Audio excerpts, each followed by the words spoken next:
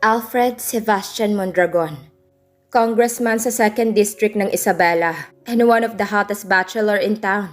Nasa kanya na ang lahat ng katangiang hinahanap ng isang babae. Mabait, maginoo, at higit sa lahat matulungin sa mga kababayan. Kaya lang siya'y mailap sa mga babae. Ngiti pa lang ay pangkama na. Tuloy ang palayaw sa kanya ng mga kababaihan, Mr. Congressman na suplado. Rose Ann Marie Vargas, ang babaeng manggugulo sa natutulog at tahimik niyang puso. Sa hindi sinasadyang pagkakataon, magtatagpo ang kanilang landas, ang nagpawindang kay Alfred. Isa na namang kwentong ating mapapakinggan na magbibigay saya at kilig sa ating tagapakinig. Bago ang lahat, huwag po kalimutang mag-like, share at subscribe. Hit the notification bell para sa susunod pang upload. Narito po ang ating unang kabanata. Good morning, sir. Bati ng sekretary ni Congressman sa kanya. Same to you, Lane. Sabay ngiti niya sa kanyang sekretary. Sobrang kilig naman ni Lane dahil sa pagngiti ng kanyang boss. First time kaya siyang nginitian ni Congressman. Oh my gosh, ang gwapo talaga ni sir. Lalo na pag nakangiti siya, nakakapanglambot ng tuhod. Nakapikit na kinikilig si Lane. Kaya hindi niya nakita ang biglang paglingon ni Congressman sa kanya. Nakita nito ang kanyang itsura na kinikilig. Napailing at kumunot na lang si Alfred. Akala ni Lane wala na si Congressman. Ngunit pagmulat niya nakadama siya ng pagkapahiya dahil nakita siya ng kanyang boss na kinikilig. Oh, jahin naman. Nakakahiya kay Congressman. Pakiming naupo na siya sa kanyang lamesa. Lane, may mga meeting ba ako ngayon? Tanong ni Congressman sa secretary. Bago siya pumasok sa opisina, gulat na napatayo bigla si Lane. Sir, wala sa ngayon pero next week. Sa kamera meron, sir. Sige, pag may naghanap sa akin dito lang ako sa opisina ko. Sige, sir. Rose Ann, anak, gising na. Di ba may meeting ka ngayon? It's already 9 a.m., baby. Mom, please, don't call me baby. Sinimangutan niya ang ina. Bakit anak? Masama bang tawagin kitang baby? You are my only child, kaya baby pa rin kita. Pero mom, I'm already 29 na para tawagin mo pa akong baby. It's not suitable for me, that word.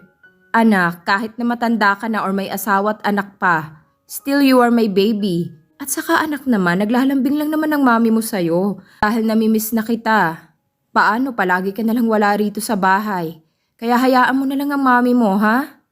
Dahil sa sinabi ng ina na pangiti siya. I love you, mommy. I love you too, baby. Sagot naman ng kanyang ina. Mami naman eh. Please don't call me baby. Sabay yakap niya sa kanyang teddy bear. Napangiti ang ginang. Para kasing bata ito. Hala, bumangon ka na at maligo. You are already late, baby. Dahil sa sinabing baby na naman ng kanyang ina, muli siyang napasimangot. Dahil nakausli ang nguso ni Rose Ann, napatawa ang ina. Go, go, go, baby. Take your shower now, okay? Bababa na ako, hihintayin ka namin ng daddy mo for breakfast. Okay, mami. Susunod na ako. Pagkatapos niyang naligo, dali-dali na siyang bumaba sapagkat malilate na nga talaga siya sa kanyang meeting. Good morning, Dad. Sabi ni Rose Ann sa kanyang ama nang madatnan niya ito sa hapagkainan, sabay halik sa pisngi nito. Good morning to my baby. Tugon ng ama. Dad, pati ba naman ikaw? Sumimangot siya ng todo. You look like a baby pa naman anak. Tumingin siya sa kabiyak. Dad, Mom, uulitin ko I'm 29 years old na. Ano ngayon kung 29 ka na anak? Walang masama kung tawagin ka namin ng baby. Ang ina. Mommy, please stop that. I'm old enough na. We are gonna stop calling you baby if you have a boyfriend na anak. Meron ka na bang boyfriend, baby? Tanong naman ng ama. Hindi na sinagot ni Rose Ann ang tanong ng ama dahil bigla niyang sinabi na, Oh no, I'm so very late sa meeting ko. Kaagad na siyang tumayo. Sabi ko naman sa'yo, di ba? Mom, Dad, I have to go now. Humalik muna siya sa magulang.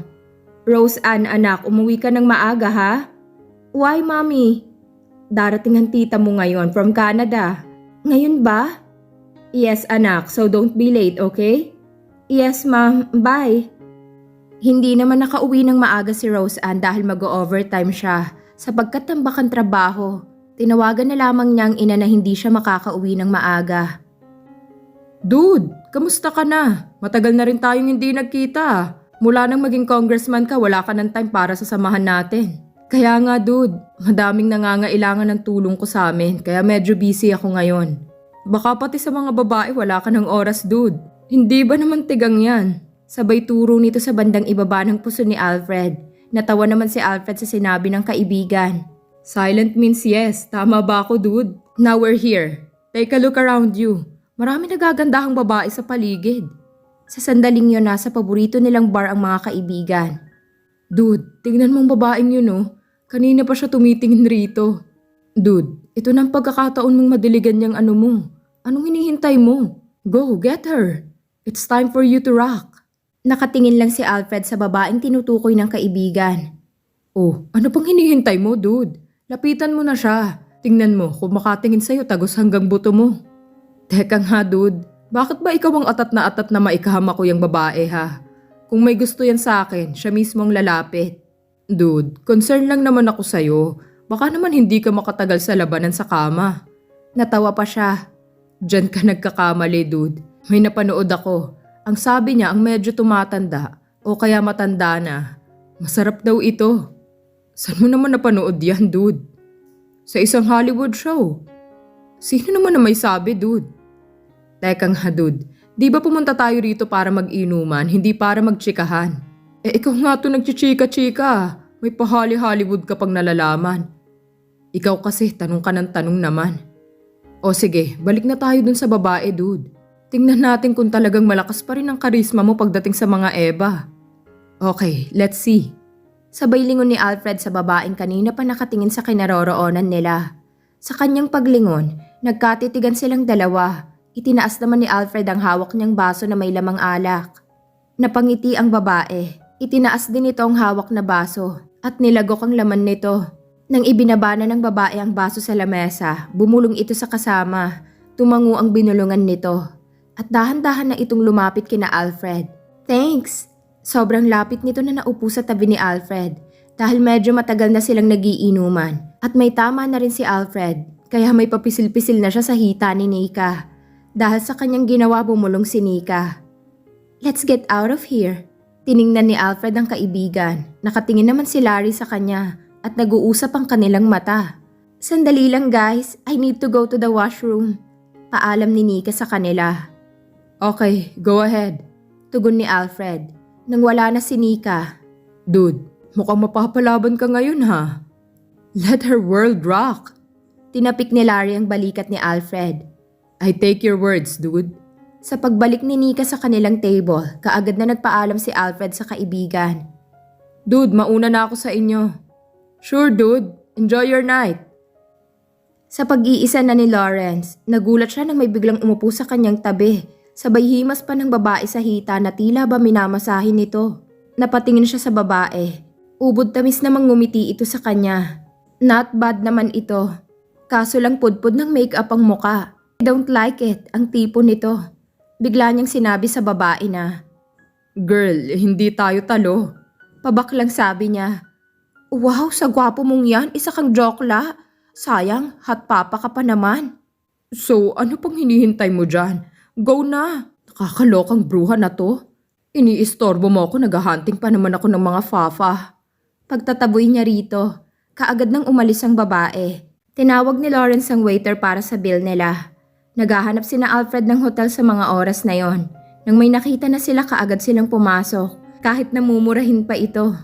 Sa pagpasok pa lang nila sa kwarto, kaagad na pinagahalikan ni Alfred si Monica.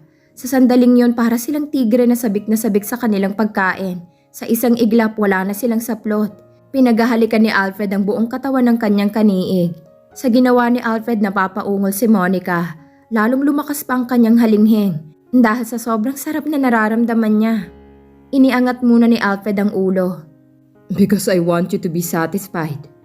Oh yeah, come on. Taste me more. I like it, what are you doing? Puro ungol lang namumutawi kay Monica.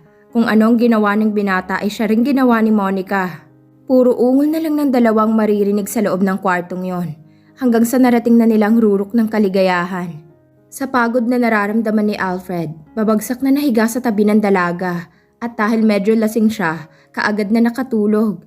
Nakangiting pinagmasdan ni Monica si Alfred. I like you. I am satisfied. Yumakap siya sa binata at natulog na rin. Good morning, Mom, Tita. Kasalukuyang nag-aalmusal ang dalawa. Good morning to, Iha. Sabay naturan nila. Maupo ka, Rose Ann. Sabayan mo na kami ng tita mo. Ma'am, sorry kung hindi ako nakauwi ng maaga kahapon. Hindi sumagot ang mami niya. Nararamdaman naman ni Rose na may pagdaramdamang ina niya sa kanya. Mommy, please, wag ka naman magtampo sa akin. Babawi ako sa inyo ni tita. Hindi ako aalis ng bahay ngayon. Kaya smile ka na, ma'am. Sige ka, tatanda ang itsura mo niyan. Talaga? Hindi ka aalis ng bahay, anak? Promise? Promise, ma'am. Dahil sa sinabi niya na pangiti na ang ina. Yes, wika ni Rose dahil ngumiti na ang ina. Ngumiti rin ang tita niya. Ang ganda talaga ng mami ko, lalo kong nakangiti. Ay nako, binola na naman ako ng baby ko. No, mami, hindi kita binobola. Dahil sa'yo ako nagmana, kaya maganda ako, di ba, tita? Kayong mag-ina nagdramahan na naman. Tita, ganito lang kami ni mami, lalo kung may tampo siya sa akin. And mami, bakit may baby na naman ang tawag mo sa akin? Nagmamaktol na ika niya. Sinabayan pa ng panunulis ng kanyang nguso. Napatawa na lang ang mami at ang tita niya dahil sa kanyang itsura. Like mother, like daughter. Parehong maganda, tita. Oh well, tayo ang magaganda. We are family. Yes, you're right, tita. Tumawa silang tatlo. Dahil you stay at home, anak, ipagluluto kita ng paborito mong ulam. Thanks, ma'am. Namimiss ko na nga ang mga luto mo, mami. O siya, magkwentuhan muna kayo ng tita mo, Rose, at ako'y mamamalengke na muna. Okay, mami. Don't worry, akong bahala kay tita. Sige na, maiwan ko na kayo. Paalam na nito. Tunog ng kanyang mobile ang nagpagising kay Alfred sa mahimbing na pagtulog. It's too early to call me. Sino naman kaya ito? Dahil papikit-pikit pa siya, hindi na niya tiningnan kung sinong tumawag sa kanya. Hello? Sagot nito. Hello, dude. Ang kaibigan na si Lawrence. Lawrence, ang aga mong tumawag ah. Alam mo bang istorbo ka? Dude, how's your night? Dahil sa sinabi ng kaibigan ngayon lamang napagtanto ni Alfred kung nasaan siya. Nilingon niya ang babaeng nakaniig kagabi. Mahimbing pa rin itong natutulog. Hey dude, are you still there? Yes dude. Oh, bakit hindi ka makapagsalita dyan? May naisip lamang ako, dude. Wow, dude, nadiligan ka lang parang nawawala ka na sa sarili mo ah. Nakailang hiya, digidig ka ba, ha? May sound pang anito. Ikaw talaga, Lawrence. Natawa siya. Well, ano pa nga bang iisipin ko, dude? Sige na, dude, mag-usap na lang tayo mamayang gabi bago ako babalik sa probinsya. Okay, dude, bye! Pagka-off ni Alfred sa kanyang mobile, dali-dali na siyang nagbihis. Bago siya lumabas ng silid na yon, nilingon muna niya ang babaeng nakaniig. Napatitig siya rito. Kumibot ang Adam's apple niya. Kasi naman nakalatag ang makinis na katawan ng dalaga. Nalilis ang kumot nang bumangon siya. Wala siyang masabi sa dalaga. Makinis ang balat at mabango ito. At alam niyang hindi ito basta-basta na babae. Dahil alam niyang amoy ng mga babaeng mayayaman. And he know na galing ito sa isang marangyang pamilya. Dahil hubad nga ang dalaga, nakaramdam siya ng pag-iinit sa katawan. Kaya naman minabuti niya ng iwan ito at walang sabi-sabi na lumabas na siya sa kwartong yon. Sa paggising ni Monica, kaagad na hinanap ang lalaking nakasama niya kagabi. Nang hindi na niya makita ito, nagwika siya sa kanyang sarili. This is not the first and last to see each other. Hahanapin kita. And I will make sure that you are mine. Sa lahat ng nakasama kong lalaki, ibang-iba ka sa lahat. You make my soul rock. Napangiti ito ng ubod na miss. Rose, may nobyo ka na ba? Wala po, tita. Bakit mo naman naitanong, tita? Wala naman, iha. Ilang taong ka na pala ngayon? 29 na po, tita. Bakit ba yan ang tinatanong mo sa akin? Hindi ka ba natatakot na baka hindi ka na makapag-asawa, Rose? What do you mean, tita? Wala naman, naitanong ko lang. Kasi you are already 29. Siyempre, tita, gusto ko rin magkaroon ng pamilya. A happy family. Wala bang kinikwentong mami mo tungkol sa pamilya natin, Rose? Wala naman, tita. Tungkol saan ba to? Sa pamilya natin na para bang isang sumpa, ha? Sumpa? Tita, hindi kita maintindihan kung ano yung sinasabi mo.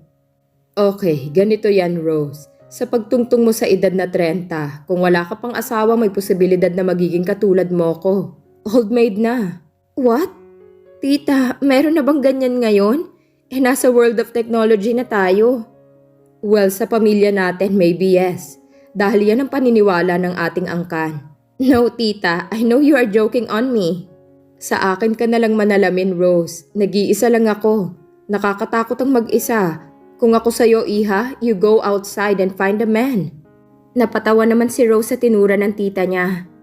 Bakit natawa ka, Rose? Tita, you want me to find a man? Parang ang daling gawin na, tita.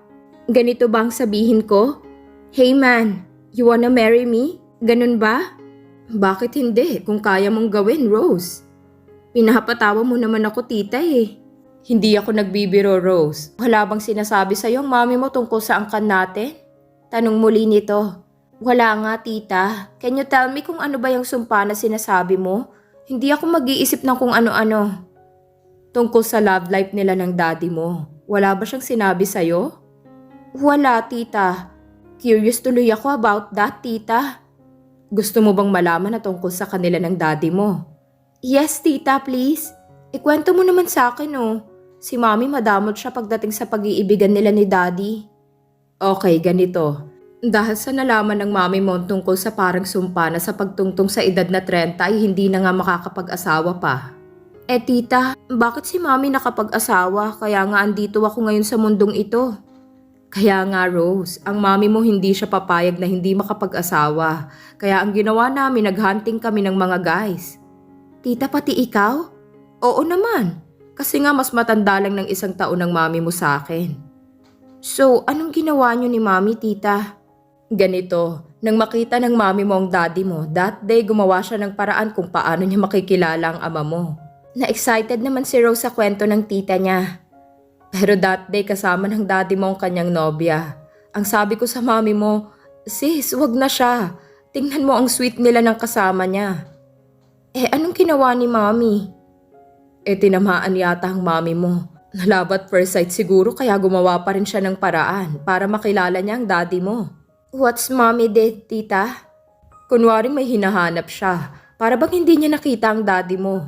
Hayun pa simpleng binunggo niya ito. Talaga? Sorry ha, may hinahanap kasi ako. Sabi ng mami mo. Okay lang miss, sagot naman ng daddy mo. Eh ang kasama ni daddy? Wala naman, she just look at your mommy. Eto namang si Sally, talagang may gusto sa ama mo. Kaya pinakilala niya ang kanyang sarili. Hi, ako pala si Sally. Sabay abot ng kamay niya. Walang nagawa ang daddy mo kundi magpakilala rin. Ray, sabay abot sa kamay ng mami mo. Ang kasama ng daddy mo na babae nakataas na ang kilay at nakasimangot. Napangiti naman si Rose habang nakikinig sa kanyang tita. Kaya hayun na nga, ginawa lahat ng mami mo para mapasa kanya ang daddy mo. You mean tita, pinikot ni mami si daddy? Well, parang ganun na nga. Wow, ang astig pala ni mami ah. Kaya nagawa ko yon dahil unang tingin ko pa lang sa daddy mo, mahal ko na siya. Sabat ng mami niya, kadarating nito galing sa pamamalengke. Ma'am, bakit hindi mo kinikwento sa akin ang tungkol sa inyo ni daddy? Dahil ayokong malaman mo. Hindi ako nagsisisi na ang mami mong pinakasalan ko. She loved me so much. At higit sa lahat, maasikaso siya. Sabat din ang kanyang ama na kanina pa pala nakikinig sa kanilang kwentuhan. Lumapit ito sa kabiyak. Sabay yakap at halik sa labi nito. Ma'am, Dad, kinilig naman ako sa inyo. Ang sweet pa rin ni Daddy. Because I love your mother very much, anak. Binalingan ni Rose ang tita niya. Eh bakit ikaw hindi ka na nag-asawa, tita? Kaya nga sinasabi ko sa'yo para maghanap ka na ng mapapangasawa mo. Kung may nanliligaw, sagutin mo na, Rose. Tita naman meron nga kaya lang hindi ko sila gusto. Huwag ka masyadong mapili, Rose. Tita, hindi ako mapili. Talagang I don't felt love, isa man sa kanila. Kung kapalaran kong tumandang dalaga, tita, well, wala akong magagawa. I accepted. No, hindi pwede, Rose. Sally, kausapin mo nga tong anak mo para hindi siya matulad sa akin. Mamaya, pagkatapos natin maghapunan, Sandra. Huwag mong matagalin pa, Sally. Tandaan mo, 29 na siya. Sige, maiwan ko muna kayo. Ako'y maghahanda na ng ating hapunan. At ikaw rin, Ray, kausapin mo tong anak mo. Ayaw ba niyong magkaapo na, ha? Napatingin ng mag-anak dahil sa kanyang sinabi.